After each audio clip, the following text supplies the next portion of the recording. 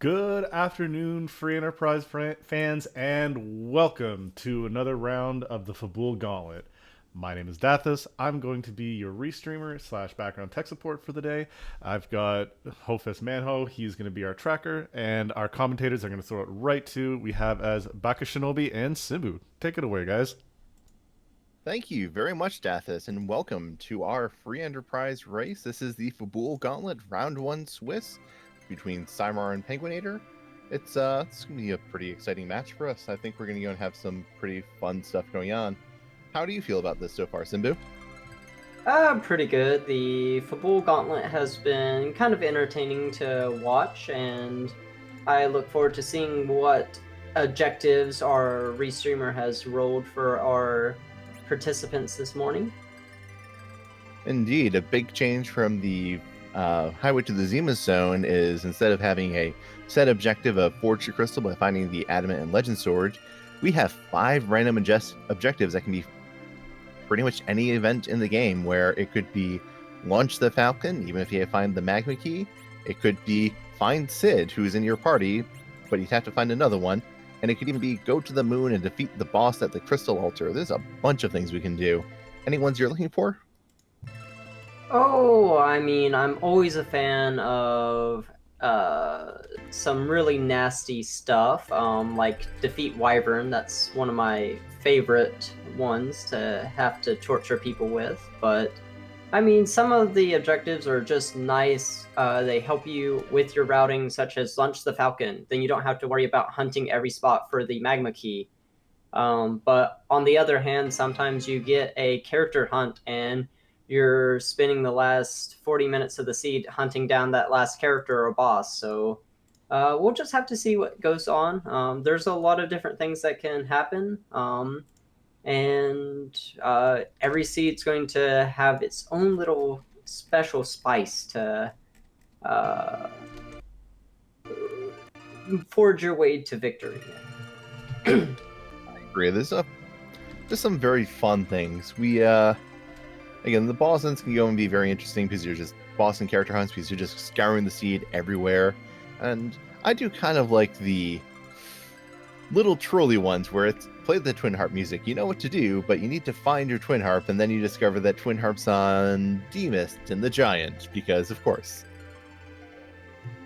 Yeah, there's a lot of variance in these seeds with the random objectives. Sometimes you get something that goes nice and quickly, and other times you just have to sit it out. But we also have a few other neat flags. We've got T standards, so all treasure chests are going to be rated about the same. We have S standards, so we're going to be having some pretty nice things in the shops, especially the underground shops. And it looks like we're starting with a Porum and a Pan. How do you feel about that, Baka? I mean, Panzo is nice because it's 2 dense item checks, and you just have to go and make maybe 2 trips to Fabul because you might need to get your underground access there the first time, but I can see people trying to go and skip Fabul and just do a legendary 1-trip Fabul to see whether, if they can just get underground, turn that in and get a bunch of access. But the real thing is, what are our objectives? I saw Edward, so it looks like we've got some pretty nice ones. Pinktail, that's going to be our treasure hunt today, and then we got a couple boss hunts and 1 character hunt. So also a Palom guarded and a curse ring sitting there in Barren Inn. That is a fairly nice start. Yeah, this is definitely looking like a nice start. The pan is definitely a bit less useful for the objectives in the direct sense, in the fact that we only need to find 1 key item, and while the pan will give us 3. It's not necessarily going to go and solve that direct. Well, I guess technically we need 2. We also need to unlock the sealed cave. So there are 2 good objectives. I definitely like that start more, and we need to find bosses who can be gated behind other key items, which that can be a big boon for us as well, where you need to go and, say, clear Earth Tower to find your Odin, and he's in the Valhalla spot. That will definitely be important. So this is going to give our runners a lot of options, depending on how how much they find early. Yeah, I noticed that penguin8r already has a perfect kit for Sid to pretty much clear the entire overworld, so I don't expect him to have much trouble with any of that. It's just going to be a question of what exact route everyone is going to have to go through the seed. You're going to have a lot of potential divergence if the seed opens up quickly with the mix of objectives and bosses. Yeah, we can definitely be sent all over the world, as we mentioned, where we could be looking for that Edward and Giant, or Edward could just be on Hobbs waiting for us now. It's that's definitely a room for troll. And then we also have Odin and Dark Elf. There's 34 locations for bosses to spawn, and we have to go and find 2 of them. So there's going to be a good number of checks around, I think. It's going to be very interesting, I think, when they find the Darkness Crystal, where they want to go from there. Yeah, the Darkness Crystal in these types of flags is very high risk reward because you've got a bunch of really strong bosses. We've already found the Odin, so we're just having to find Dark Elf, who's not that difficult to beat. But hunting down the Edward and hunting down the key items, that's going to be a fairly interesting trip depending on how things show up. And free boss sitting in the waterfall, but not going to waste your time fighting it. Yeah, it might be some free experience, but it's not really worthwhile free experience, so might as well just leave there. And I don't know if Porum is even guaranteed to survive that, because those Fire 2s can probably do enough to Porum at her very low level. We do get to have some life potions with our basic starter kit. One of the new additions in 4.0. Get a little helping of items to start your seed, and it looks like penguin8r is gearing up to get this Rydia on Hobbs. Vanilla Mom Bomb, I don't know if I would honestly do this right now. It's a little bit slow. I guess... Oh, Rydia dies and just resets. No, I don't want to do that. Interesting that he decided to go that far into the fight and then just leave. I would have probably stuck it out a little bit longer. The Earth Hammer is going to clean up Mom Bomb if you're going to already go through the problem of equipment. Very true, though. penguin8r did equip the Curse Ring on Sid there, which I found rather interesting, as it does lower his stats by 15. It'll make Mom Bomb incredibly fast, and your other characters a fair bit faster, but that seems like a bit early to start doing such heavy agility anchoring, especially when you want Sid to really carry your team at this point. Yeah, that would have probably been it. Definitely was probably been a death if he did put on the Curse Ring. I wasn't paying too much attention, but yeah. So penguin8r's deciding doesn't want to go back, getting a little bit more loot, while unfortunately Symar is using his Boreas and everything on Mom Bomb right before it explodes, which isn't going to help any because it has 10,000 HP and this party is not going to have the ability to get through it. Yeah, and these bombs are very likely to go and explode and just take out some characters as well, so I don't know how well this is going to work out for Symar, but he is getting ready to get back up. It looks like he's trying to get her some experience, so maybe she'll be able to go and survive. And we do have a couple summons, and we can find summons in shops, particularly things like the Sylph summon, which is probably Rydia's best early summon. Yeah, I think the bombs have a combined total of about 450 HP, so Sid should be able to survive all the explosions, but just a little bit of a slow start here for Symar. Agreed. And we find Rubicant in the Antlion spot, not a boss we need, and amusingly enough, I believe he's taking a bit less damage from this Earth Hammer, because the Earth Hammer is fire element, because reasons.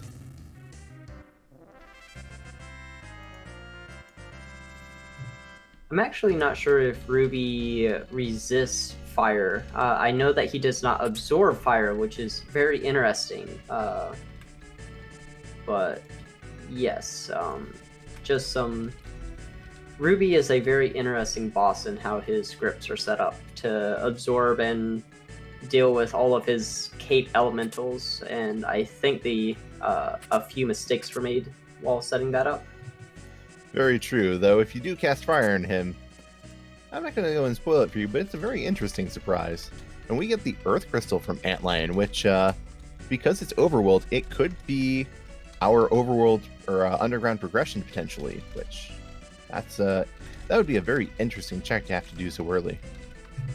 Yeah, luckily, well, in my opinion, luckily, Earth Crystal isn't as overly valued in this flag set because T Standard does not put all the best items in the treasury, but especially needing to get that Edward, I feel unless we get a especially I know some people in the community love to try to skip Fabul, but personally I would be going to Fabul, continuing on clearing up the Baron Inn and seeing if I get a early Magma Key and maybe even doing Ordeals first. I'm not really a fan of going up Sot, but we'll see if penguin8r decides to commit. Ooh, that is a very nice summon for Symar's Rydia. That's that Sylph summon that I was mentioning for free. One of the things that the Free Enterprise changes is that we, instead of giving Rydia Fire 1 when we go to Hobbs, we give her a random summon that she can learn, excluding Bahamut and Leviathan. So Sylph, very solid summon because of a little glitch that makes it so that it doesn't actually deduct the MP when you cast it, so Rydia can just keep spamming that forever after she has enough MP to cast it once. Yeah, Sylph is a very interesting summon because it has about the same spell power as Virus, but you have the added benefit that it heals your party when it hits an enemy. So getting that at a very early level for a free EMP cast versus having to wait till level 26 Rydia, it's much better having that Sylph summon on hand.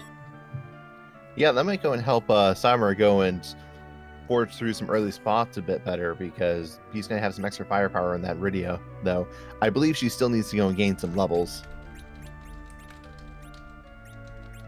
And we find Star Bells in the Baron shop. Very important item. This is we have this thing called the shop safety check, which requires that overworld shops will sell Cure 2 potions, life potions, Thor Rages for a very different reason, and Star Bells.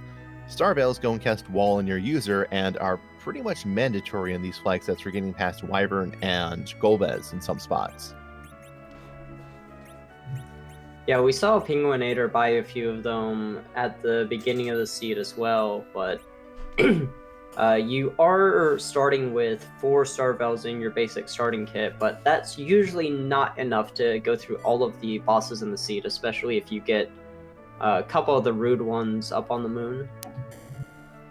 Yeah, and you might want to go and use, if you fight Sure early on, you may end up needing to go and use the Star Bells to bounce this Wall onto Sure so she starts healing herself instead of, having to try and do the lifelock strategy if that isn't working.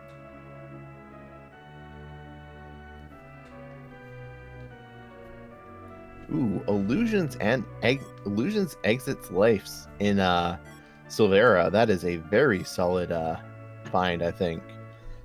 Illusions, as part of our 4.0 shop rebalancer, become much more expensive. I believe they used to cost about 500 gold a piece, or even less. I can't remember the exact price. They were very cheap to buy stacks of 10 to 20 of, and were used to great effect because those cast the blink spell on the user, which will negate 2 physical attacks on that character, which in a lot of situations can definitely go and just completely turn the tides for a fight where Shura or Mylon Z will become much more manageable and tame if they just actually can't do damage to you. Yeah, I believe the illusions were 1,000 to 4,000, as Flurry mentioned in the chat, so they were pretty cheap. They used to be a very common strategy to just cheese any boss because that relied on physical attacks. But I think more directly is the exit cost. I think they went from 200 to 2,000. So it now costs a lot of money to buy exits, and you're encouraged to keep some of your white mages so that you can get out of different locations quickly. Yeah, the shop rebalance has certainly made Porum a much more popular character, as it was very easy to go and replicate a lot of her functionality in just buying shop items through Bacchus wines, which are much more expensive, illusions, which are much more expensive, exits, which are dramatically more expensive, and so on. So this is definitely making Porum a lot more of a more likely to be a permanent party member rather than a permanent anchor of something. And we do find the Dark Imps in the second Baronin fight. No experience here, but they don't have the boss bit, so we can go and use these illusions, or excuse me, these hourglass to stop the Dark Imps and just beat them up while they're just sitting there waiting for us to go and take them out. Yeah, this is fairly free and going to be another key item for penguin8r. Nothing too nasty here. It does kind of stink that you're using your hourglass here when you would prefer to save it for something a little bit nicer, but you get a palom, you get a silver apple. Not a bad trade-off. Unfortunately for penguin8r, this might encourage him to skip that Rydia with the free Sylph Summon. And that's not a bad thing, but it could lead to some major route divergences just because of what the party is able to do. Agree. That early Sylph is good damage and healing, which can be very helpful in some of these early fights. As Porum, Gear 2 is a nice spell, but it doesn't do good AoE healing in my opinion, and that can be very difficult to deal with in some spots.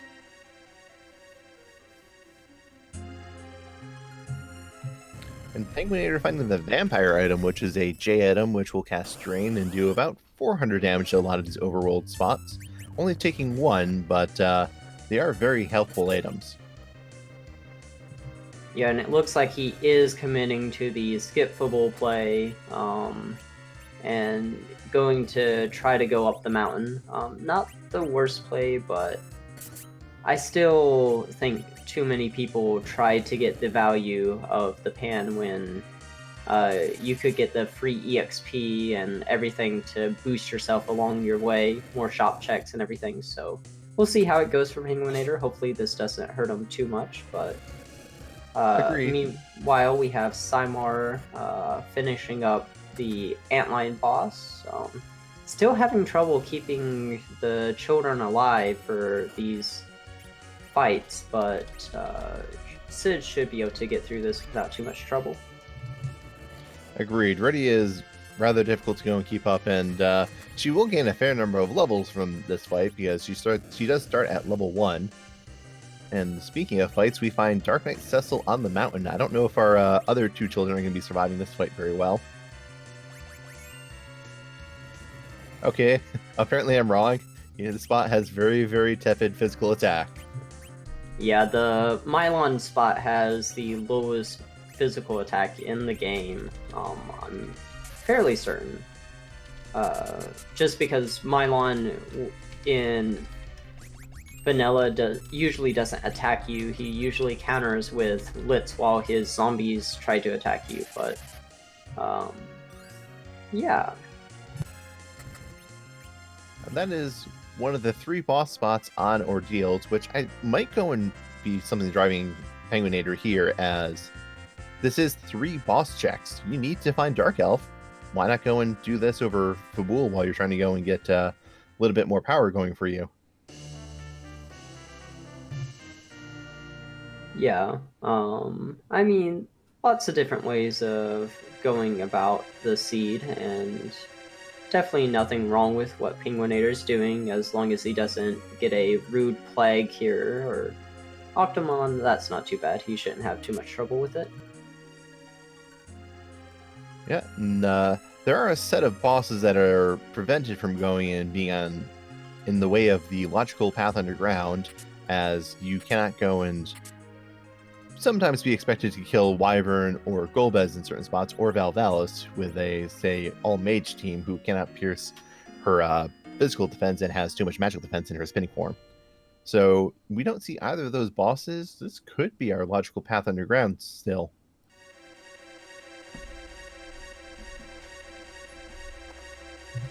Yeah, the Lit 2 cleaning up Octoman really fast. Seymour about to exit Antlion, and right now we've got a pretty... penguin8r is taking an early lead with skipping Hobbs and everything, so we'll just have to see how the race goes. There's still a lot of potential for Seymour to catch up, but... Agreed. You just need one of these checks to go in Seymour's way, and Seymour can just simply fly straight past penguin8r, even if penguin8r is hitting more locations. But we do find that Dark Elf on Ordeals. This is required in at least one way. So yeah, this is going to be a very nice pickup for penguin8r. You're going to get underground access. You're going to be able to go trade in your pan, do the Fabul. So pretty nice setup here, and if he gets a couple of the right key items, he might be finding himself in a very early go mode. And he did get the magma key from here, which I missed, which is a very, very important thing. So this is our logical path underground, and it's one of our bosses, so our runners are going to be pretty heavily funneled here.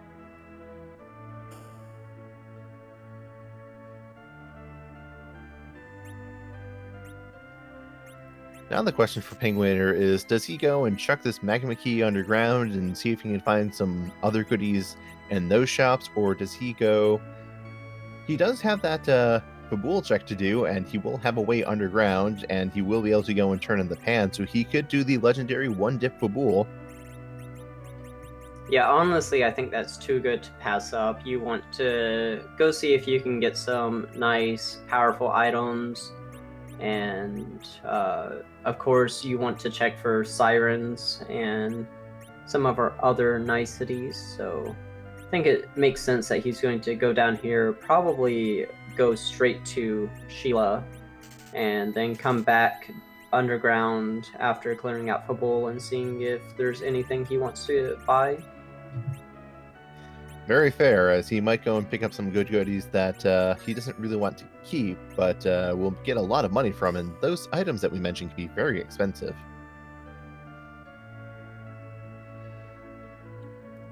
But at just under 20 minutes into the match, penguin8r is opening the way underground, giving him a good number of options, and he has 2 of the 3 objectives done, while Seymour has been going and focusing on other checks, and Seymour is going into Troya Castle. Is he going to go up to the Tower of Zot? I think this is just a treasury check. He hasn't been down here yet. It's going to...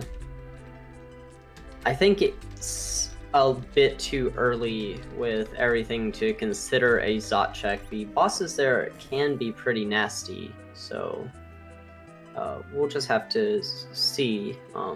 Definitely not impossible, but Sid is going to have a rough time soloing the bosses there. Very fair. And we do see Seymour going and looting there, and answer a question from chat. So number 5 says, get Edward. Do they have to keep Edward? No, you are not required to keep the character that you find. You simply need to go and get to the point where you have the option of recruiting them, which is the character recruitment screen, and if you start with the character, you will need to find the duplicate copy of the character, as you can't go and just start with them, you have to find them somewhere.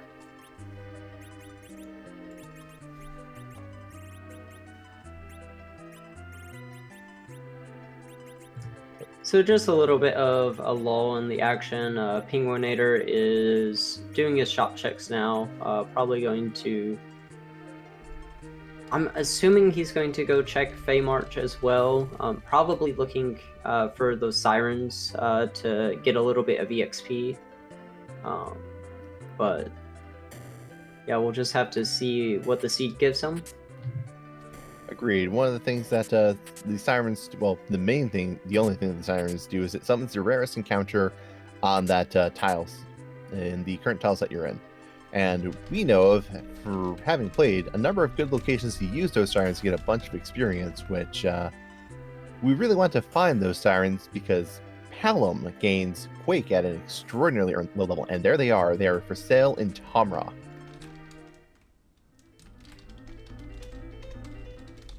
Yeah, I think penguin8r. Yeah, I see at least one coffin is his inventory, so I assume he's going to. Oh, I see 2 coffins, so I imagine he does an egg or 2, and uses that to propel himself forward into the seed and let Quake Kid quake. Agreed. It looks like, yep, he's going straight there now. Note that something that Simar has on. If you see how when he's mousing over selecting items, there's a description. This was added by our lovely developer Boardface. If you press the select button in the menu, you can go and get the details of who can use the item, what it does, all sorts of great accessibility tools if you're just like, this looks like a lot to learn, but the game will tell you if you need it.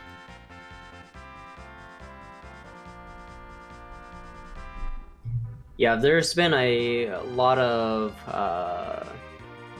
quality of life features added to Free Enterprise, such as actually being able to see the stats of items while trying to equip and stuff. So huge shout outs to the Free Enterprise dev team for just making this randomizer so much easier to play. It was funny, a few weeks ago for the anniversary, we had a seed that was on the first stable version of Free Enterprise, and oh man, it's so much better from then to now. Playing vanilla is just almost impossible anymore. There's so many small quality of life improvements. Which is your favorite quality of life improvement? The automatic dashing, the holding Y to go and slow down the airship, the complete and utter lack of encounters? I have to say, encounters are the obvious thing, but it kills you trying to use the old menuing system. The menus are so slow in the old versions. The new versions, you actually can menu without using the fancy plinking tricks that are very, very necessary to be halfway competitive in vanilla FF4. But we do see Simar heading up the Tower of Zot, trying to make that power play. This is definitely a power play for him. We know it's not going to be either of his bosses, but it could still be the Pink Tail, it could be the Sealed Cave, the Luca Key, or it could be Edward. And let's see who our first boss here is. It's a Lunar Sparkle, and that Lunar Sparkle is the D-Lunar. Is rather beatable, all things considered. I believe Sid has some Dragoon armor, so he is not going to go and be taking extraordinary damage from them. And setting up for one of the more interesting strats in the game with the Star Veil. Do you want to go and talk about that? Sure. So the D-Lunars in their script have a section where they use the breath attack, which is, if you've played any of the newer Final Fantasies, the Malboros have their bad breath attack, which inflicts a ton of different status elements on you. It's interesting because that enemy attack does not check for the boss bit. It only checks for resistances, so you can actually reflect it and they will turn themselves into frogs and will basically be unable to fight you for the rest of the fight. I am concerned about the extent Simar is going through here, throwing out multiple Star Veils early, throwing out Silk Webs. I think he might be slowing this fight down too much, and he might run out of his Star Veil on Sid, even with a Rydia anchor. Yeah, that's very fair. That's something that letting the too many turns pass will go and let that Star Veil fall off, as they're not permanent, but we do see that Sheila 1 gives Bahamut and the Darkness Crystal. That is quite the boon, though penguin8r doesn't have Rydia at the moment. He might be a lot more encouraged to have her now if Bahamut's on the table. I would honestly hold off just a little bit longer because of the people in chat mentioning the D-Machine grind. it is extremely powerful to slingshot Iridia up to those massive levels. So yeah, I would honestly hold off and try to find that Tella or that Fu in Dwarf Castle or on the moon. But we'll see what slides penguin8r's way. I mean, Bahamut is strong. Even just an egg is going to put Rydia in a very comfortable position. So just kind of unfortunate for Symar trying to make this awesome play, but the seed is just not going to cooperate. Agreed. Symar is definitely taking the bold play, and penguin8r is just going to go and be able to stack up some leads, as he's got a lot of... The Sirens are really going to go and accelerate how fast he can go, because he has life on there, and he is not going to try and slingshot Rydia. He's just going to get her up and going as soon as possible. And just, he doesn't want to go and slingshot her. He wants to get immediate value out of her right away. Just have her start helping clear.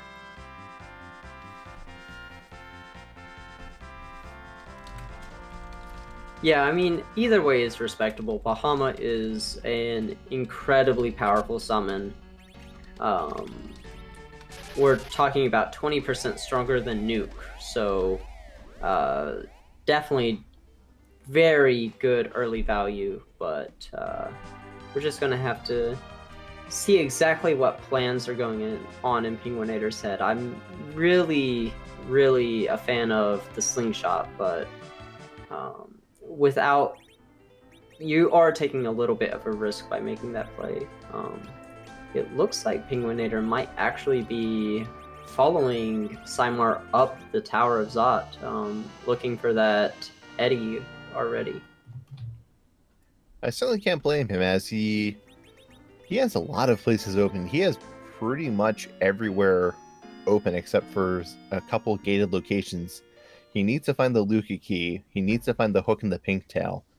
And he can't go into Baron Castle or do Twin Heart Cave, but other than that, he has the Tower key, so he can complete the Lord Tower of Babel.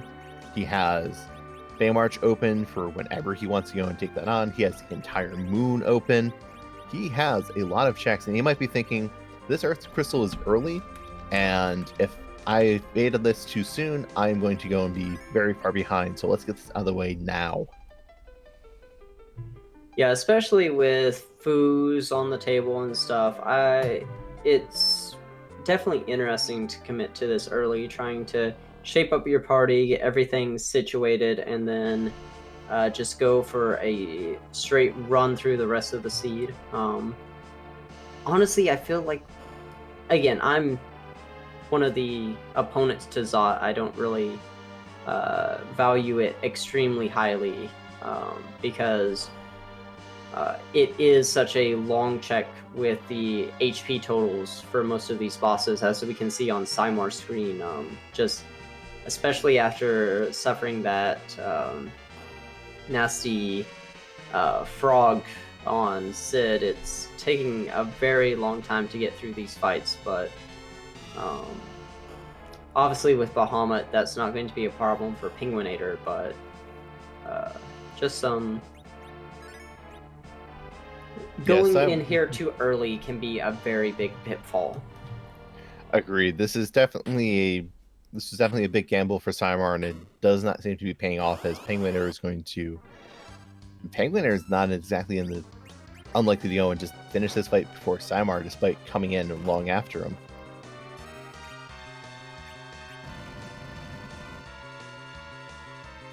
As here comes a Quake, and I'm going to see... I expect we're going to see a Bahamut come out very quickly as well. Oh, no, we're not, because Bahamut is still outside of Rydia's range to cast. But we do have a Dragon Whip. I don't think that penguin8r saw that in his inventory, but Dragon Whip would be really good against the D-Lunars as well. I imagine penguin8r is just thinking, I don't want to go and trigger the virus counters, and I can just Quake through this. So he's happy to just let this go through. And Firebomb from Sid, Quake from Hallam. This is pretty much done. Horm goes down and doesn't get the experience, but we have Sirens in the Seed, so I don't think Penguin8r is too upset about experience right now. But yeah, you can see the difference that a few levels makes in a fight like this. Seymour's been up here for 5 minutes trying to get through that fight, and Penguin8r is able to finish before him. So just kind of unfortunate, went for the gamble a little bit early. Still completely possible to win with the perfect gambles, but it's looking fairly bad for Seymour at this point. There are a lot of places open, so that's you can only check so many so fast. If Seymour makes the right gambles and Penguin8r gets, Moon has nothing for Penguin8r and Penguin8r goes up there early, that could go and definitely cost him. We do see Rosa here. That is not a required character, but definitely the best white mage in the game. Yeah, Rosa's a pretty good pickup here. Depending on who the other character is, will ultimately decide who you want to go with. It would be a little bit risky dropping Porum. An Edge too. I mean, the obvious choice is to drop Porum and replace with Rosa, but that's a little bit risky going into the next fight. It's not that big of an upgrade to go with Rosa, I feel like, but does look like switching over to the Rosa, and if you can get through this fight, then you're going to be pretty much solid for the rest of the game. Yeah, I think Penguin8r is thinking that he's got damage, so he's not too afraid of what's here, and he finds the alt Gauntlet. Well, that will be some quick EXP.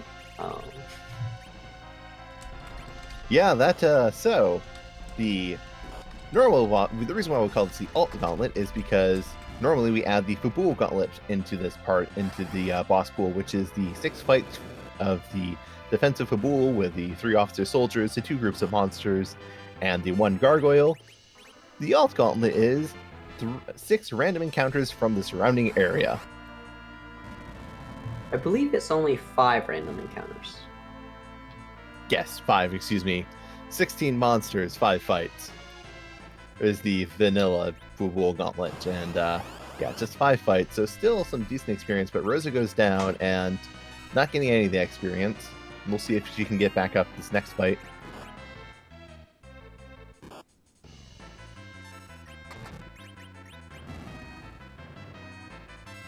But that Edge is going to be a better pickup for Seymour at the moment than Penguin8r, as Penguin8r does have other characters a bit stronger than Edge at the moment.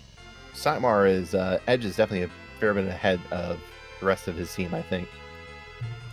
Yeah, the Edge is definitely pulling the weight here, and we're seeing that Sylph for Rydia paying off pretty nicely for Seymour, going to help with the healing and the DPS, but it's just hard to compete with Quake.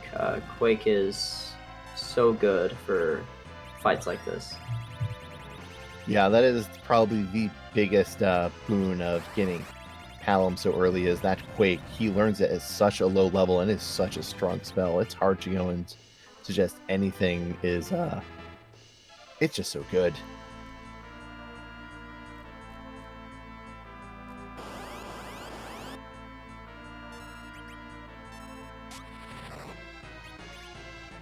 Seymour using Stop to go and give himself a little bit of extra time, trying to use Pray. That has a chance to cast a free Cure 1, but your prayers can go unanswered, as it did for Seymour. Kind of interesting encounter here. We actually have some jellies as one of the final fights. You don't get to see those very much in Free Enterprise, but it can sometimes throw a curveball for the physical heavy parties that can't get through these very quickly. Indeed, slimes have a racial resistance to physical damage, which means they have 4 times defense to it, which with how defense is calculated in this game, it's a pretty massive thing, and that's why you always do 1 point of damage. And to answer a question from chat, does get Edward mean you have to keep him? No, you do not. You do not have to keep Edward. You simply have to go find him and get to the point where you can recruit him and add him to your party. Afterwards, you can send him on his merry way. I think that's a little bit of a misnomer there. I don't think slimes have a racial resistance to physical damage. I think they just have exceedingly high physical defense, somewhere in the 100+ range. Maybe some of them are even all the way up to 254, which makes them almost immune to physical attacks. And basically, you have to exploit a racial weakness to damage them. That could be true. I have to go and double check that because I do know that there is a slime racial terrain does extra damage to them, I believe. And we find an Excalibur from Zot, so not required. Both our runners might feel a bit behind after going through here.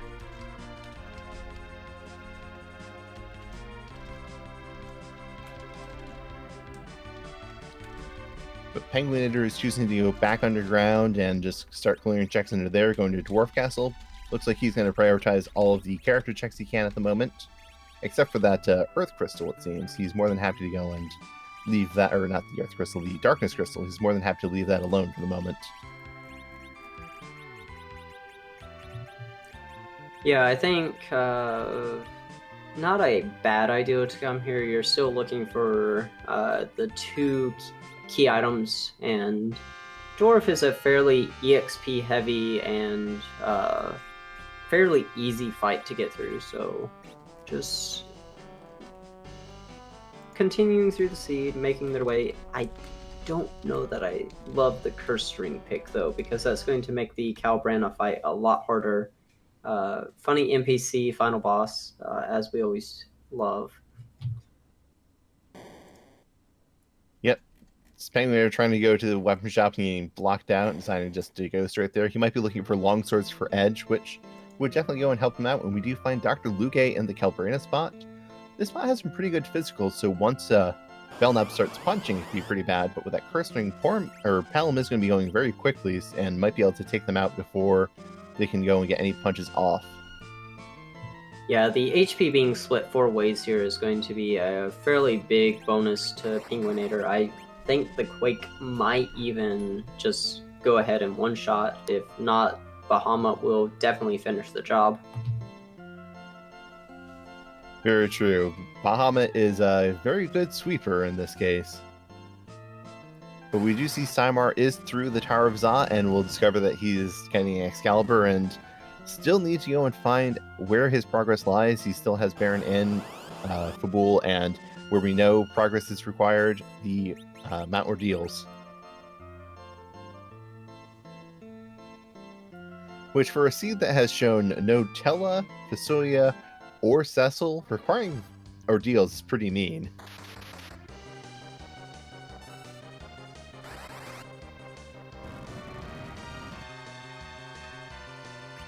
Maybe just a little bit, but I mean, especially with bosses on the menu, it's not that mean. People are going to naturally gravitate to ordeals when you have bosses on the menu. Very true, and it is interesting that once we finish Ordeals and Varanin, we are done with the official boss hunts, but we still have not had eyes on D-Mist. Yeah, I'm not sure if either of our runners have checked the vanilla D-Mist spot. I know they both checked the waterfall, but and here is our initial Tella. So that brings D-Machine online for penguin8r. I think it is getting a little bit late to consider that, though. I think you're probably going to just want to go ahead and try out the moon, get 10 key items, and go for some more regular tactics.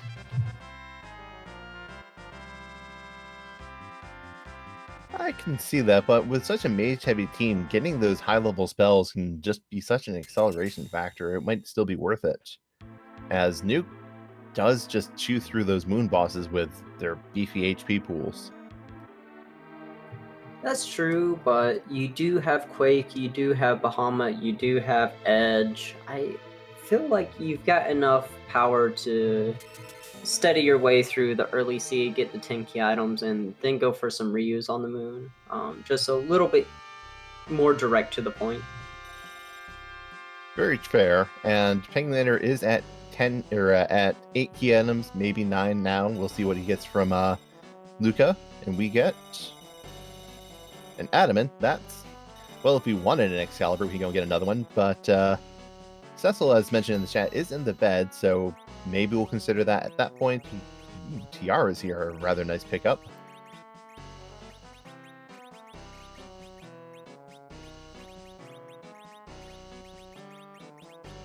But I guess the biggest takeaway is that penguin8r still needs 2 key items and is at 9 key items, so very, guaranteed to have 10 key items at some point in the seed. Might want to go and have that before he goes to the moon. Does not check the weapon shop to see if he can find weapons for Edge.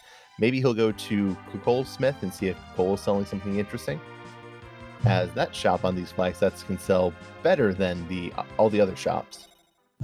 I only see 7 key items for penguin8r.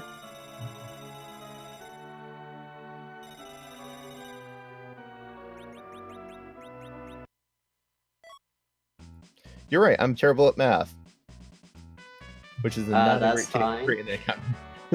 I was double counting something, it seems. So only 7 key items. Still, once we find the pink tail and the Lucky key and turn those in, we will get 10 with the crystal, but definitely going to want some extra stuff. Wow, that is Zeus gauntlets, protect rings, all Artemis arrows are very nice to see there with Rosa in the party. You can go and get some very nice things. The class hat is a very high defense, but rather difficult to go and really justify having. Yeah, it's so tempting to sell one of those Excals for a Zeus gauntlet, but man, that's hard to do with the current party we have.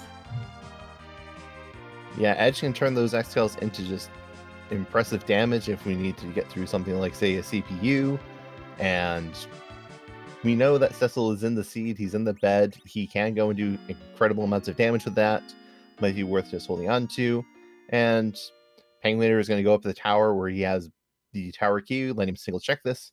That's not something I can go and say is a bad choice here. Meanwhile, Simar is doing a bit of shopping, and I believe he's getting ready to go and explore some other parts of the overworld.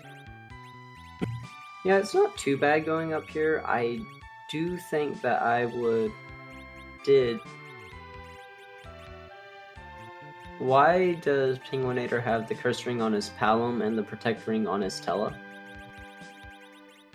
I am not 100% certain on that front. That's the second time I've seen a very questionable curse ring usage from penguin8r. Maybe he's still having some trouble waking up this morning. Maybe he's just going and looking at the highlights, not the words.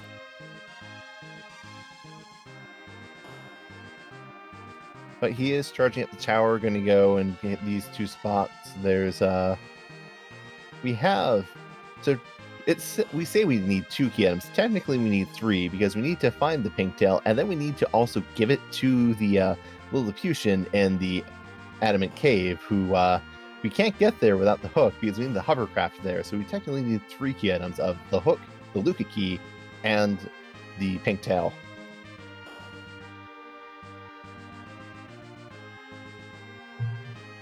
I am predicting penguin8r is about to be very unhappy.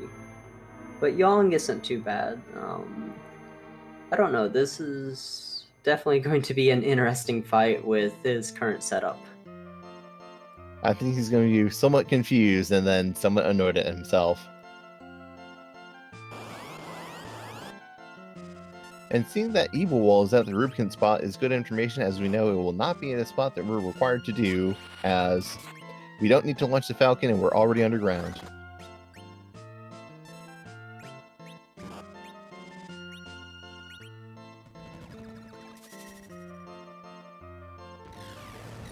These are not the hardest hits here, but they're definitely not something that it looks like penguin8r's really looking forward to going and taking. Yeah, that Bahama is doing work. I'm not sure how many he's going to be able to cast, but he does need to get it off at least 1 more. But just this spot is very fast, and trying to take this fight down. Yeah, this spot is definitely going in not doing favors for penguin8r, and messing up that curse ring, I believe, is slowing him down a fair bit, as I believe he'd be really looking forward to seeing that Palom do some damage. Still not dead, but he does go and have one more use of Bahamut. He has just enough for 3 casts. Yeah, if Rydia gets this Bahamut off, it's going to be just fine. So just needs a little bit more. Yeah, this should be fine. But definitely a lot scarier than that fight needed to be.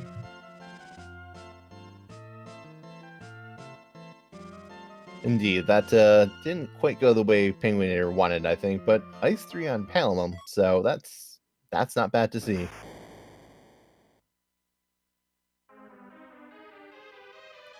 Just a white spear, not what you really want, but maybe if we find a cane that goes and helps improve things. Edge doesn't have great weapons at the moment. He just has a full moon and I think a short sword, so Edge is definitely on the chopping block, I think, on penguin8r's team.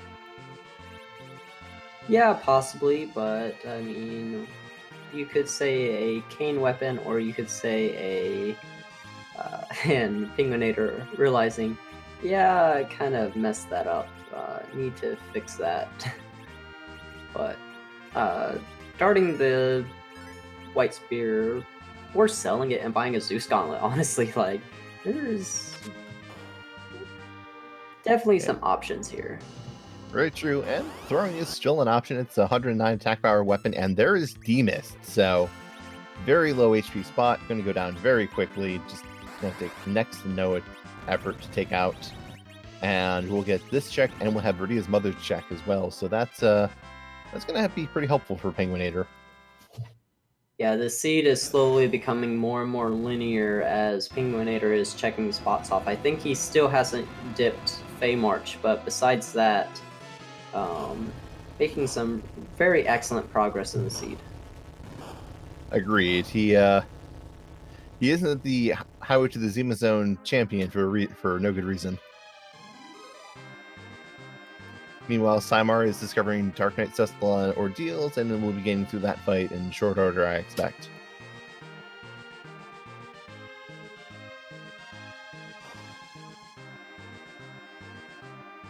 But so far, we have had 2 objectives overground with just not even gated. You can just go to them right away and not really need any extra items to get there. And then we've been hitting a drought where we haven't found any key items and we haven't found our character yet, which is a little interesting.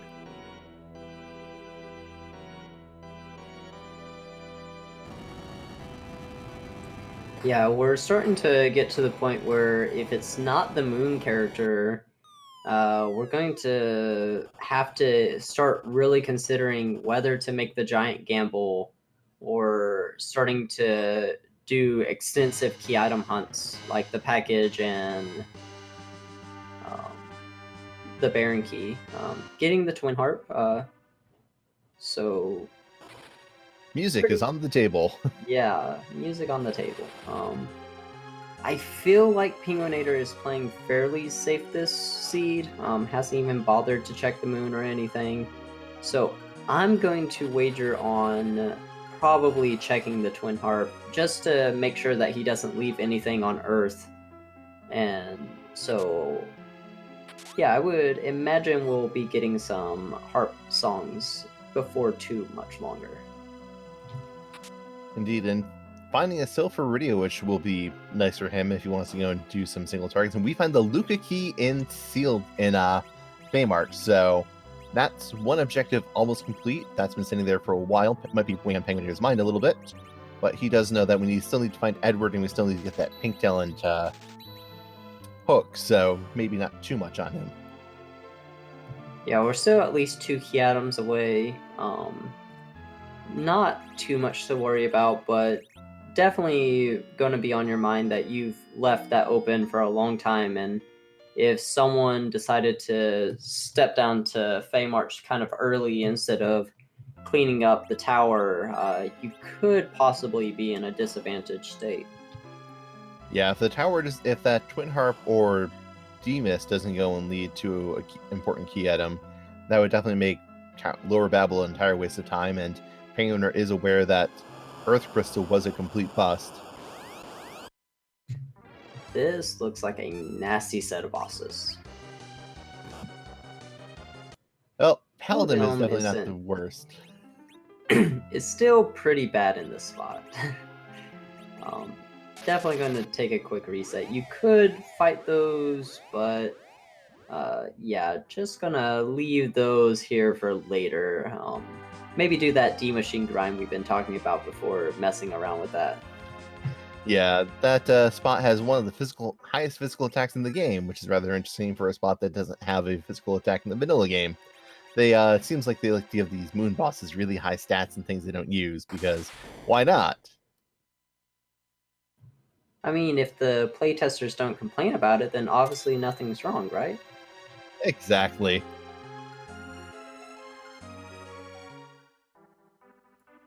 Penguin8r walking in and then walking out because he might want to go and reset out of this check, but he doesn't want to reset out of opening the door.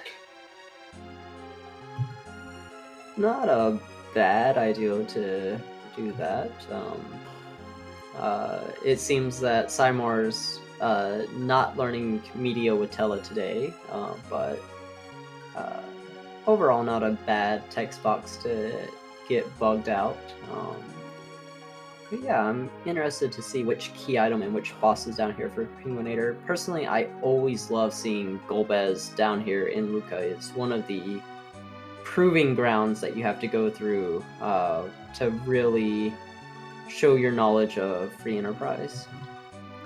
Yes, this is one of, if not the highest magic attack spot in the game, and with Golbez just laying spells, he's very nasty, and it's insanely fast. So you have very little hope of going and getting through this without a good plan.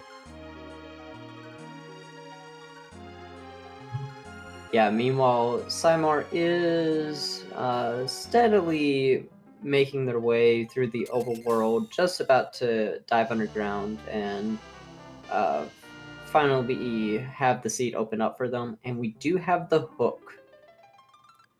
So That's required. That is definitely required. It's also a character check as well, so really hard to go and justify not having this. This is going to be very interesting. If Leviathan isn't that bad. The Ice 2s are going to be a little bit nasty. It might actually be funny to throw a Starvel up and have Leviathan deal with himself, but shouldn't be too much trouble here, especially with the anchor situation. And Ed throwing on a Thunderclaw, which will do quadruple damage. Though not as much as I imagine Penguin8r would like, but Bahamut is definitely going to go and show Leviathan who's boss around here. Yeah, Leviathan is actually only ×2 weakness to lightning, so with only a full moon, it's not going to be that impressive. You'd almost get as much damage using a second full moon. That is good to know. And we do see Quakes coming out that Ice 2 only doing 222 damage to Palom, excuse me. So Palom does have the Protect Ring, which Edge does not. So Edge does not go and stay up through that Ice 2. Yeah, it's kind of interesting to watch the mediocre spells like Ice 2, which have a base spell power of 64, so magic defense can be a very large component of guarding against them. But Penguin8r committing to the Lit 2s instead of the Bahamuts, that's a little bit interesting. Yeah, maybe he's thinking he needs to get something off as Rydia does go down, and, well, Edge finishes the fight off at least, so Rydia only loses a bit of experience. A bit annoying, but you can go and make up for that in other locations.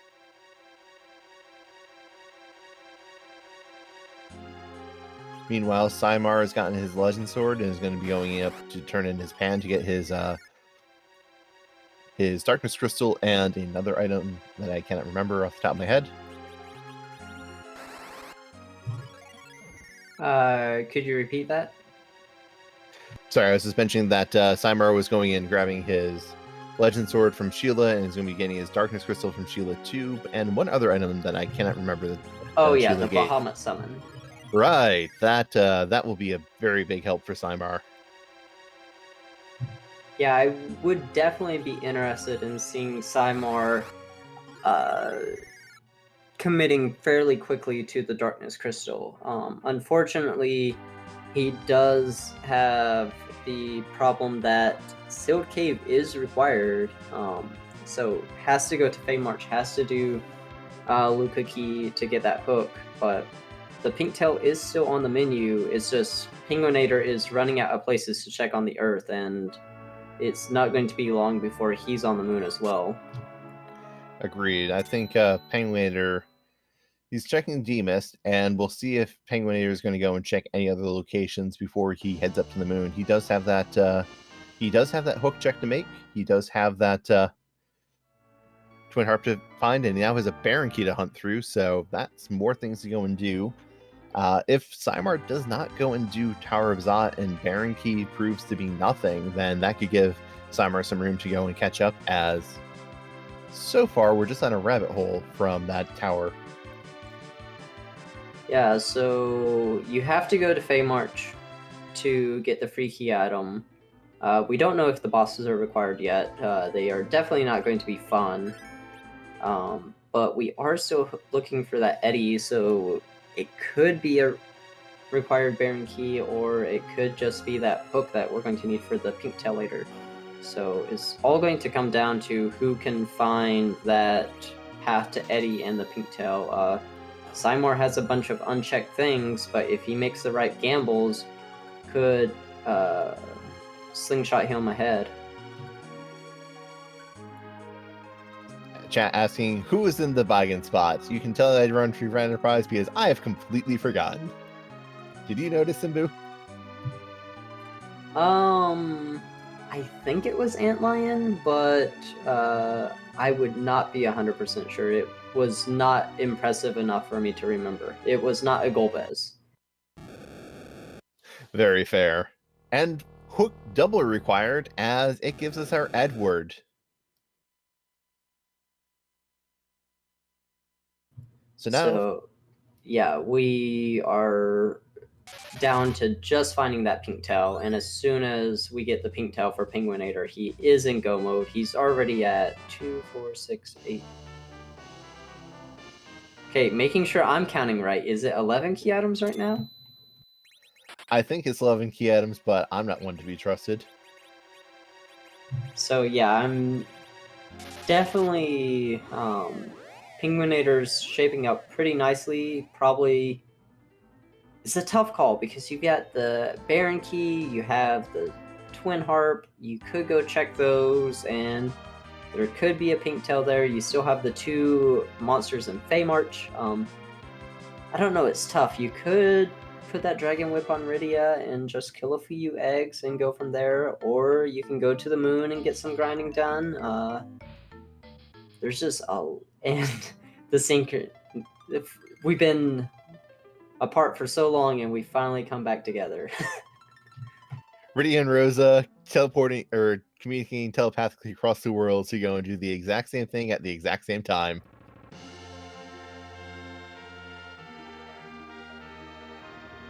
Yeah, we have the very hard choice of Baron and Harp. They're not exactly fast checks. They have easy bosses, but they have cutscenes. They take some time. It's definitely not what you want to go and do. So, Moon, while hard, is dense with key items, and you just need one. Yeah, but on the flip side, you do have more than 10 key items. You have sirens, you have hourglasses, you have a Tela, or I think we still have a Tela with weak. Couple reuse, get that 400, 600,000 EXP, get up to Quake on or Nuke on Palom, and then you can just do anything. Pretty much, though. That Valvalis is going to be pretty rude, I expect. Valvalis is always rude. Very true. She's a little flighty when it comes to plans, apparently.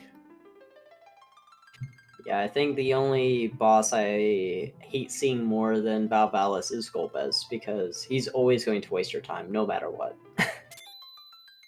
Wrong old man on the moon, and Tella is our duplicate of the seed, so the hook is 100% required, as that is the only Edward in the seed. And Simar now has Tella. If he wants to go and do a D machine, which I believe he said he was practicing before this race, he can go and get a bunch of experience and do that.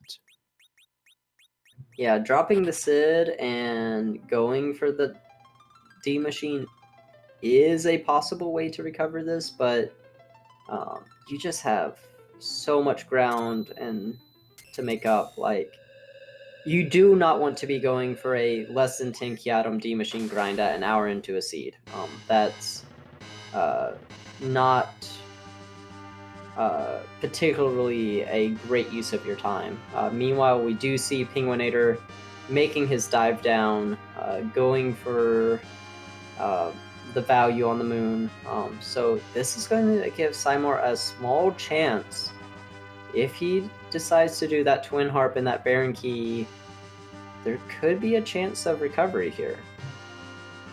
Very true. He does have to go through that tower, and it is not the worst place to go, as it does go and have those key items and decent experience, so Yang can go and be a bit unpleasant. Simar is seeming a bit indecisive as to where they're going back and forth, but looks like they're heading back underground. They might be going into that tower now, while penguin8r is diving to the bottom of the lunar core. Yeah, or even committing to the Feymarch bosses. I mean, we know us as commentators are in no mode that this is going to very quickly boil down to you get the right item from the right boss, and that's all it takes.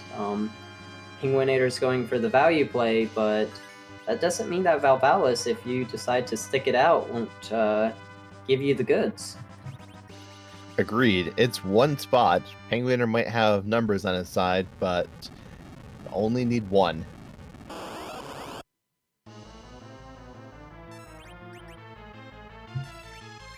Yeah, numbers mean nothing if you have enough luck, and get a Wyvern. Are we going to be... I think we're only going to get 1 star, maybe 2 star bells off. penguin8r, excellent run buffer, and gets... Wow, that's a lot of actions. Very impressive what penguin8r was able to do there, but gotta somehow recover this fight still, so we'll see if he can get everything going before things take a turn south. Very true, and not pulling up those 5 Artemis arrows that he picked up. Granted, he probably doesn't want to use that because he can't go and cast Berserk on his Rosa. And fun fact, if you go and use Berserk, you can use a little glitch, though it's not entirely perfectly reliable, to preserve your last arrow if you prevent your other character's turn from coming out. Yeah, I think that would be one of the last things to worry about right now. You just want to kill the Wyvern and you want to kill it fast. And here comes all the nukes coming out. Radio's queuing up a Mega Nuke, which I believe Hallam and Rosa still have their walls up, which will go and help keep things from going completely south for them. Though Rosa goes down. This is going to get very scary, because if we don't get a kill from the reflected Mega Nuke... Ooh, this Quake is it. If this Quake does not kill, then I think this is very, very bad news.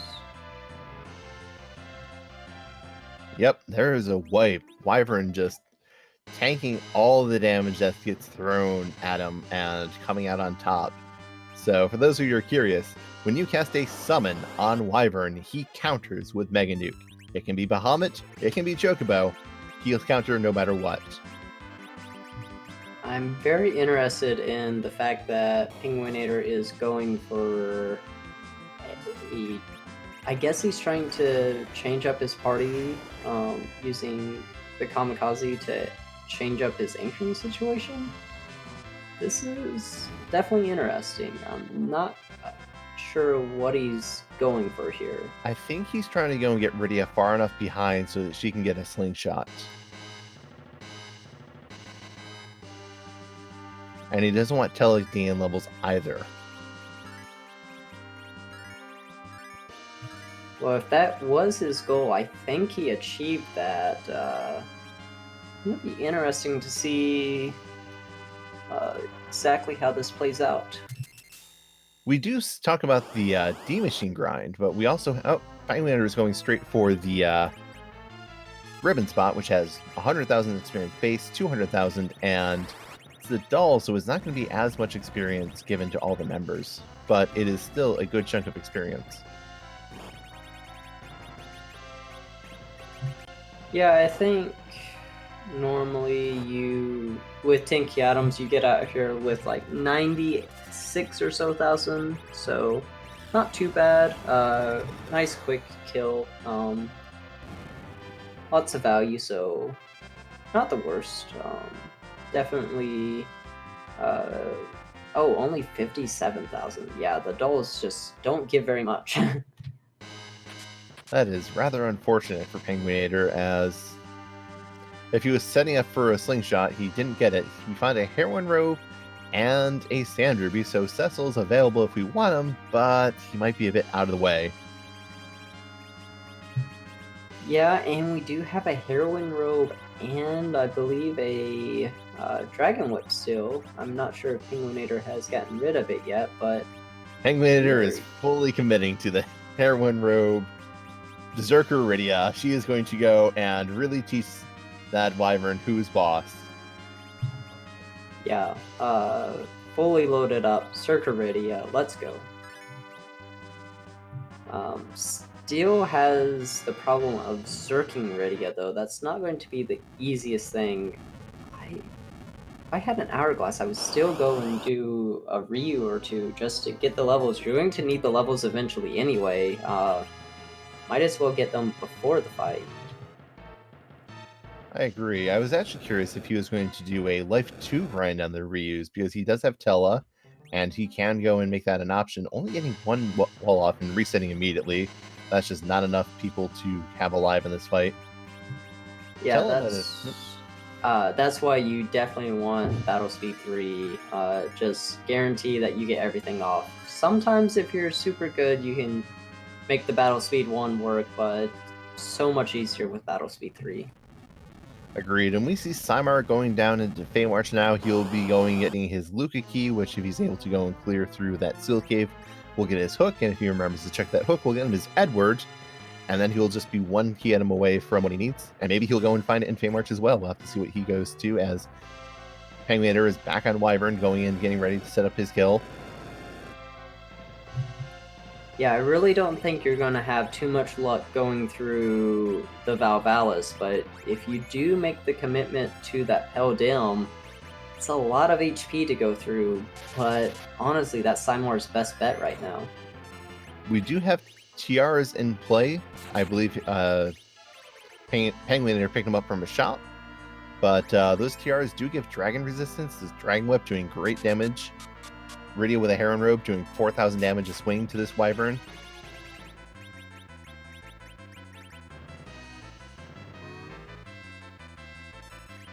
Yeah, that quad damage, it does some work. That is one of the things that I did not know about this game in general. I was just always wondering, why does Cecil go from doing extraordinary amounts of damage to absolute pitiful amounts of damage sometimes? The answer is hidden resistances. You can have racial resistances that will cause double or quadruple damage or attack power to that target, because I think quadruple attack power does even more than quadruple damage, but there's Wyvern down through that without any issue, without much issue this time. Rydia not getting the experience, but maybe that will help to set up some other slingshots. To answer a question in chat, what's the HP of the Plague Spot? I think it's somewhere around the 30,000, somewhere between 35,000. It's up there. Most of the moon spots are around the 28,000. Yeah, basically you can say 30,000 that's pretty much the answer for all moonspots. Some of them max out around 37,000, but yeah. Yeah, these spots they're beefy, but they're not the absolute beefiest spots in the game. That is reserved for I believe the D Lunar spot is one of the beefier ones, and the Elements is the highest HP spot in the game, outside of Zeromus. Ribbon spot is, I thought it was 36,000, 18,000 each, or 19,000. I don't remember. I feel like it's less than 40,000. But I think one of the interesting ones is the Wyvern spot might be low at around 19,000 total. Or was it 21? Very true. The Wyvern spot, you're not really intended to go and be a long, protracted fight. It's more of a sprint to the end and hope that you don't die, where you take that opening Mega Nuke to the face and need to survive it. Ooh, and Cymar seems to have wiped and reset back to a save before going underground. That is very unfortunate. Oof. Yeah, I mean, save often, my friends. Save often. Yeah, it doesn't have to, and that's painful. Yeah, that is very, very that's ouch.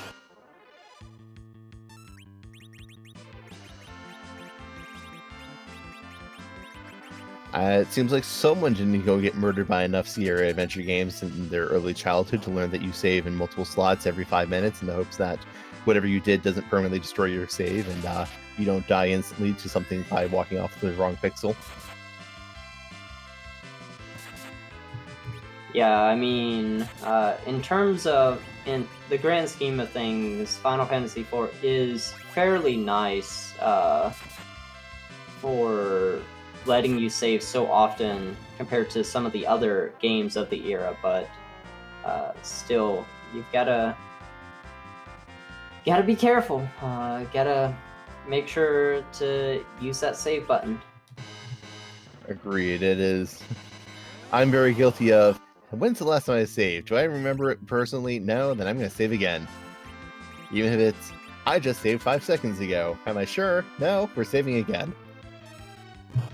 Yeah, I think it's kind of interesting on the flip side.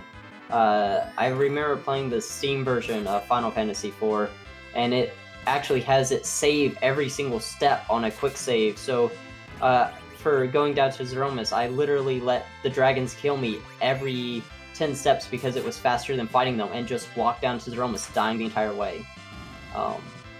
So it's crazy how much games have changed. Yeah, that is definitely something where it's an interesting shift in design, where you have the limited options to save being a very, increasing the tension and danger of the dungeons, but as some of us grow older, it becomes less and less interesting to go 2 to 3 hours in a dungeon and then die.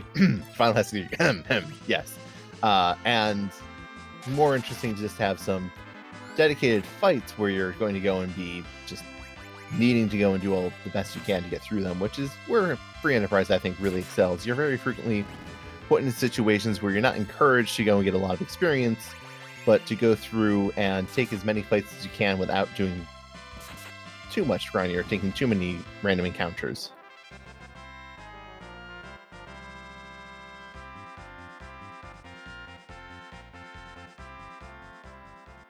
That said, we do see that penguin8r is getting his team very well geared up and leveled up with that at this point.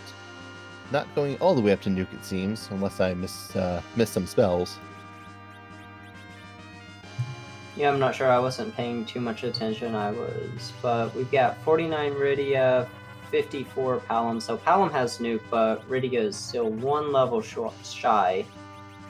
It takes a while for Rydia to get up there, but overall, the team is ready. Just needs to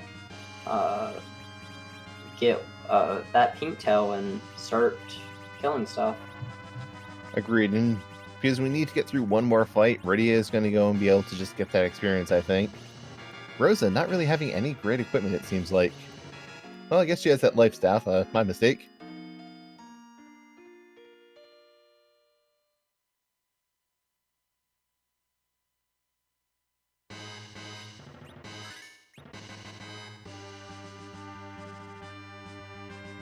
Though there is Symar going and opening the sealed cave and getting in there.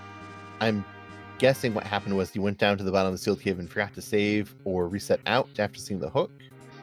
But he's getting back there now. He'll be going in. Once he gets through that Leviathan, he'll have the hook and will be able to get Edward should he desire. And then it's all down to finding that pink tail.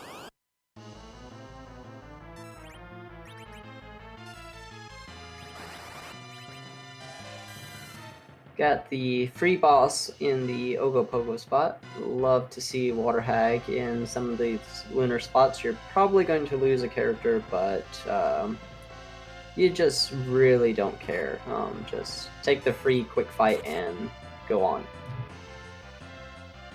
Yep, and it looks like he even got helped out the team by going and taking out Tella. So penguin8r is going to keep their anchor and is going to be in perfectly fine shape to go and just beat up anything in his way, and is literally just going to go to every spot, say hello, blow it up, and see if it gives gives penguin8r a pink tail.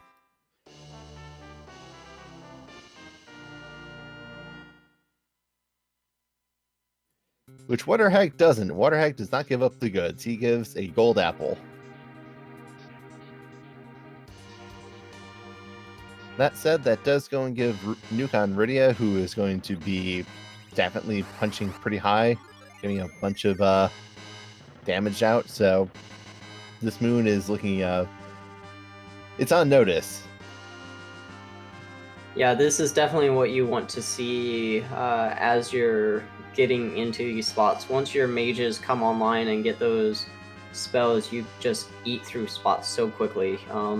Maybe not as quickly as a Crystal Sword Cecil with proper agility anchoring, but and Symar not using a tent before going. That Leviathan's not that hard, and you need the hook, so I feel like he should be doing it, but also he's probably just frustrated with how the seed's going, so I completely understand the reservations here. Just it's hard to think clearly when you've had some major setbacks. Yeah, it's something where if I make a mistake, I know that I'm going to go and start doing things more aggressively than I should and be less cautious and trying to go and cut time wherever I can. And it's very easy to go and forget about those important things like, I walk through Sylph Cave. I have no HP. I'm going to die instantly to a boss that does an AoE. Oh, hi, Leviathan, you do an HP per page. Well, I'm dead. Yeah, it does come down to just sometimes it's not that nice. And there is the pink tail for penguin8r. So finally putting the nail in the coffin, going to exit out of here. It's got all the levels, just going to trade in that pink tail and begin his walk towards the lunar core. Agreed. That is... Symar has done his best, but it's just not going in his way, it seems. He's blasted his location the way underground. He is now going and struggling and not getting through the sealed cave very easily. While penguin8r, he did do a lot of checks, but he got to the moon, he got his levels, he just blew everything up, and is... I mean, he's ready to go to Zeromus. The most annoying thing for penguin8r is the fact that he has to do a whole bunch of walking. Yeah, I think this is really a lesson in... while it is tempting to go and try some of the very risky strats, trying to commit to things that you think your opponent's not going to, a lot of times you're going to play a lot better if you just stick to your guns, go for the safe stuff, just have a nice, easy seed, focus on having fun, just don't worry about trying to outrace someone, just keep your head cool, go and make all your easy runs, and yeah, just gonna clear through the seed. I know that helps me a lot because sometimes you get into that racing mentality and you've gone down the hook route and then you later found out, oh, there's a magma key and I was wasted away all this time because there was a tough boss down here, and just have to put that behind you and focus on doing what you do best. Agreed.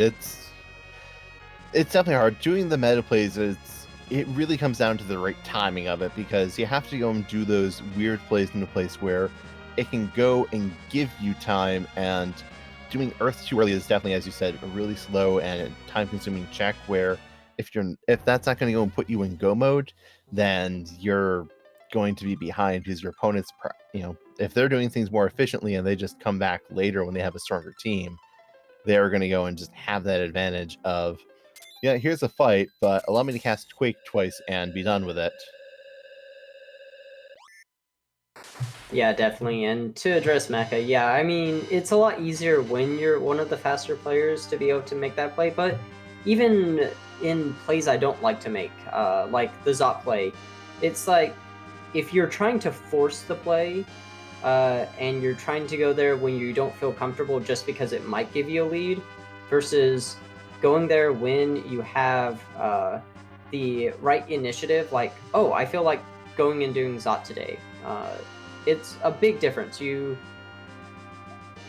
takes a lot of getting used to trying to play the meta, but honestly, it's a lot easier just to do what feels comfortable. Do random weird things that feel comfortable if you want to have a better chance of winning against someone who's faster, but make sure you're not trying to force the issue. Yeah, the best example I can give is not to sound cocky, but in my race against Dusty and others in the Highway to the Zuma Zone, I was very focused on Dusty because I knew my skill level against him. I knew that he's just generally faster than me, so if I wanted to beat him, I had to go and find some edge, and that edge turned out to be at the end of the seed where I didn't full clear Moon. I decided to go and follow up chains immediately rather than going and finding something, and that, it was a narrow line. It was definitely, the odds were in Dusty's favor to beat me because he was clearing the Moon, he cleared it faster, but I found the chain from the Moon, followed that, and I got lucky. That is what it comes down to. You go and do meta plays where you don't think you can go and win by following them, so you need luck to fall in your favor, and you just accept it.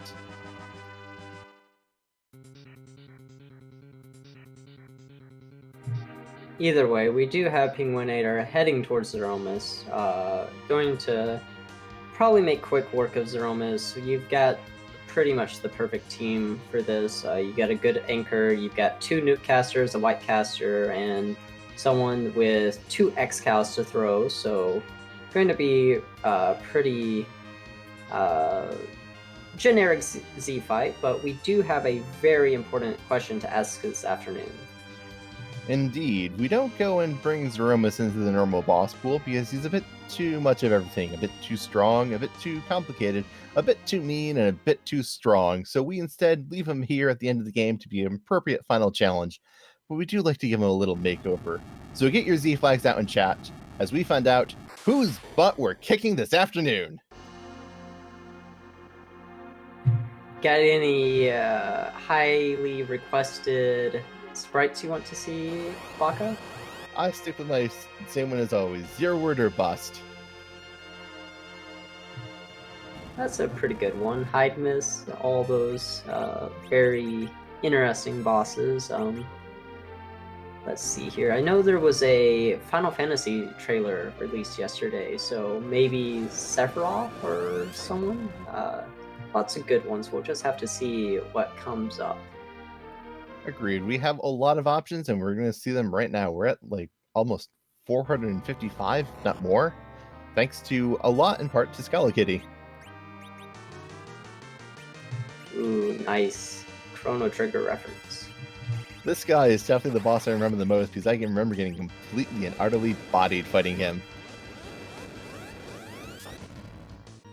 I actually have a different story. I could not figure out how to get to that place in Chrono Trigger, so not to spoil too much, but found a way to fight this without going in the proper direction and was completely confused because of certain elements in the game. And eventually found out, oh, you're supposed to go and do this whole chain of things, and then it'll lead you to the fights in the correct order. So definitely one of the bosses I liked seeing when it did eventually come around to being where I needed it to be. And penguin8r not getting a nerf off, and Rydia goes down in this fight. That's And Palom is Palom's about to go down gonna- as well. Yeah, that's you definitely want to nerf that first big bang. It's very, very strong. It has it's a 9-hit big bang if you don't nerf it, even though the nerf is a lot freer than normal. But gonna lose the Palom. Already got a shake. This might be a quick reset for just. Cure 4 is going to go off, so a little bit of recovery time here, but gonna be an uphill battle. Yeah, this is definitely a lot shakier than you really want it to be. Rydia is only at 1800 HP. She does have a lot of magic stats, so she can evade, but Rosa goes down. This is recovery mode time.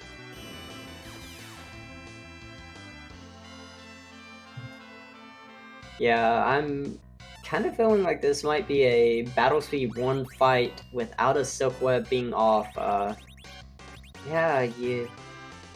This is why I tell everyone, it doesn't matter what your skill level is, use battle speed 3 when doing reflect strats. Yes, that is we've mentioned a couple times, a big thing is that at battle speed 1, it's functionally not humanly possible to go and input and take all of your actions without losing turns to the enemy.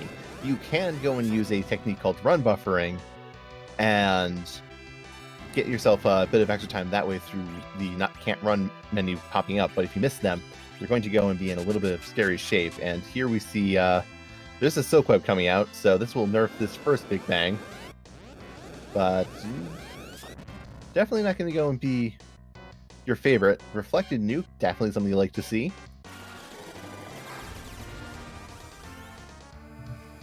Yeah, the fight is definitely edging more and more towards recoverable, so just a few little more details and should be just fine. Yeah, I believe penguin8r is getting very close as these spells are doing close, if not max damage, though Rosa's White did get a rather low roll there. But these nukes are definitely going to be polishing down a lot of Zeromus' HP, and we'll be skipping the HP refill, where one of the things about Zeromus is he has 100,000 HP, except he doesn't. And here he has 0 HP for penguin8r as he is finished. GG to penguin8r. Let's see if we can get him in for an interview.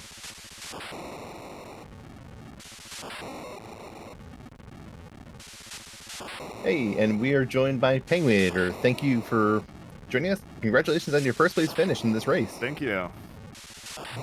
So Penguin, I have to jump in here and interject something real quick. You're busy. So how did it feel realizing that you equipped the curse ring on the wrong character so many times in this scene? I think it only happened once. Top of the tower, I had on Palom. I thought, like, maybe there was some glitch where he wasn't getting his turn, and then after the fight I checked. Sure enough, curse ring on the wrong person. But I think that was the only time. We're pretty sure you actually did it at the very beginning of the seed against Mom Bomb.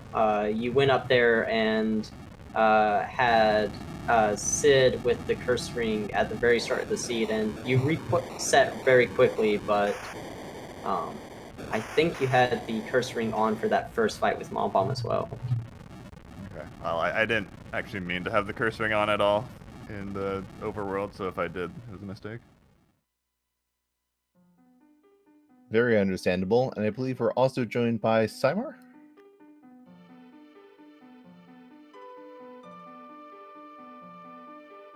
But yeah, penguin8r, how did you think about that? The seed in general, you certainly cleared a fair number of spots there. It's always a little bit scary when you come down to one item and you clear the lower half of the lunar subterrane and you don't get any progression. Looking for that pink tail. There's Baron, there's the top of the moon. There's always a potential to fall behind in that sense. Other than that, it's fairly straightforward. I guess we had darkness early, but they didn't want to go moon too soon, wanted to power up a bit, and also get the 10 key items for experience.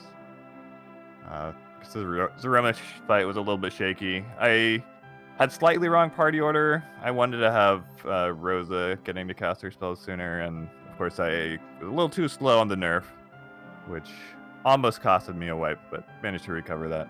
But overall, not too bad. Hi. Greetings, Samar. How did you feel about the seed? It was a perfectly fair seed, and I perfectly fairly lost. That's what I get for not remembering things like save before fighting Fame Arch bosses. I thought I had saved, but I had just used the cabin and not saved. Yeah, that was we saw that as a rather crushing wipe for you, and that is definitely very unfortunate. That's been there and felt very frustrated when I did that myself, so it's easy to do, but it's a lasting memory, I think. And then I got down to bottom of sealed cave, of course. I remember where the Luca key was, at least, but I got down to bottom of sealed cave and wiped there because I hadn't healed.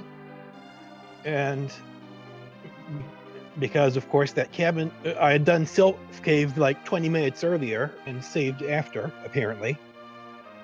I was on tilt after the first one. That's very fair. We all felt bad for you when we saw that happen, because it's very easy to do, and when it happens, it's very crushing. So I can definitely understand that. That you definitely did put up a valiant fight in here, but that definitely did hurt you a lot. At that point, I pretty much had one eye on the chat window to see when penguin8r won. Yeah, we were rooting for you early because you were making some very bold plays going to Zot early and everything. Unfortunately, didn't really work out for you. penguin8r went to Ordeals early and got underground earlier, but... Yeah, and Zot early would have been a better play if I hadn't had the Reflect wear off on Sid. Yeah, against D-Lunars. Yeah, just... it only lasts for 50 ATB ticks, and they take a surprising number of turns, especially in a slow spot like that, to get through. But yeah, just a little bit of a rough start, and then the crushing fact that you didn't have a save.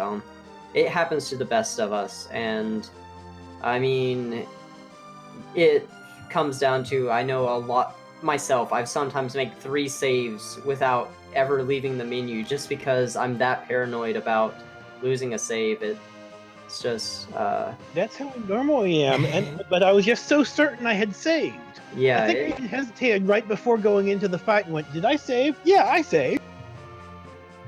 Yeah, it definitely happens to all of us, and it's crushing when it happens, but just have to pick yourself up. And I mean, penguin8r is a good racer, so definitely don't feel bad about taking a loss here. Just regroup, and we look forward to seeing you make some good comebacks in the rest of the tournament.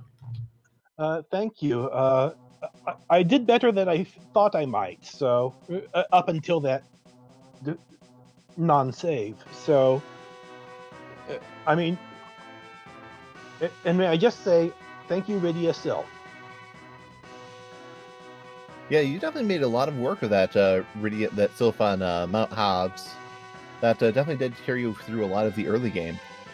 Yeah, especially that D-Lunar fight after Sid got crowned. Indeed. Are any other memorable moments standing out to either of you in the seed? This is directed at Simbu. I refuse to lower my battle speed for Zeromus. I respect that. Working on some of that run buffering. We did see that work out very well for you your first time attempting Wyvern. You were able to get the run buffers off perfectly and get 2 Starvels up. And then the next time, I am going to take credit. You did only get 1 Starvel up, and it didn't go that well. Yeah, I'll lower for Wyvern. Never is Aromas. Yeah, I mean, it's definitely it's a very interesting trade-off. Trying to choose that, and I fully respect the decision to keep it high. And there's a lot of times when I'm sitting in the middle of the fight and think, oh man, I wish I had turned it up higher because this is so slow. But definitely that risk versus reward aspect. How risky do you want to go? And sometimes it's better, in my opinion, to sit through a slower fight that you always win instead of a fight where you win 90% of the time. And To that point, go ahead. when I went into the Fame Arch boss, I saw Moon Boss and I immediately thought it was Wyvern, so that's why I turned down the battle speed. And so yeah, on a serious note to anyone out there, there's no shame in turning down your battle speed, and certainly doing Zeromus at max battle speed, especially with mages, can be difficult. So feel free to follow Simbu's advice if it feels right for you. I've practiced that fight a lot, so I prefer battle speed 1. Yes, and penguin8r also won our last tournament, and he almost wiped today, so that shows you how difficult it is. Well, almost is relative. I believe your confidence is inspiring to us all. I believe I think it was Palom got that life off on Rydia at like 2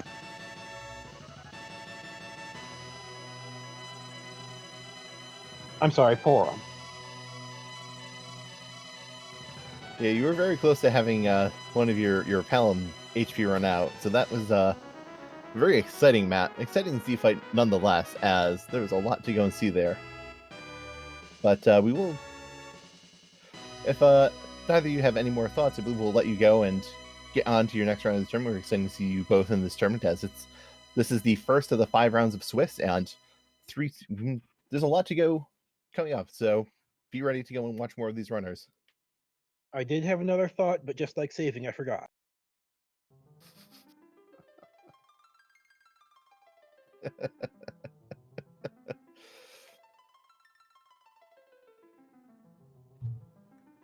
But yeah, huge shout outs to the rest of our restream team, Dathis, keeping us on the air, and I'm gonna butcher this name, Yohevsmanen.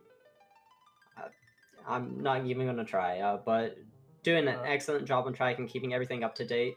It's been a pleasure commentating with you, Baka, and yeah, a huge shout out to the free enterprise community.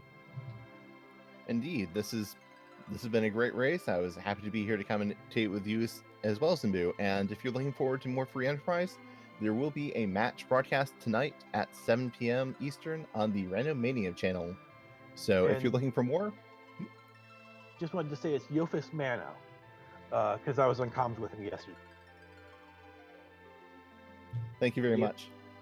Yes, thank you very much. Yofis Manhole, right? Closer? Right.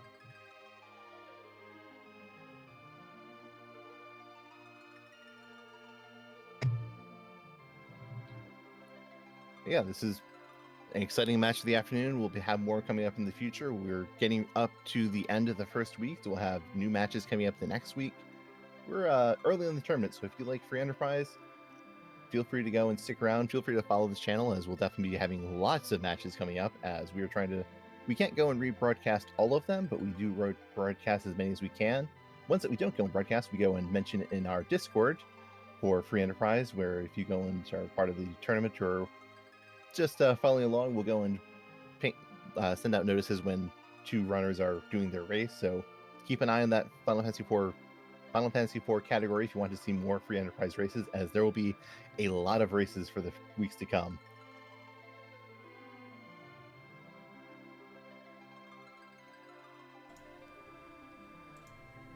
All right, and again, thank you very much for our runners. I think what we're actually going to do is, at the moment, we're going to raid Natara because she's doing some free enterprise practice. So we're going to throw it over to her.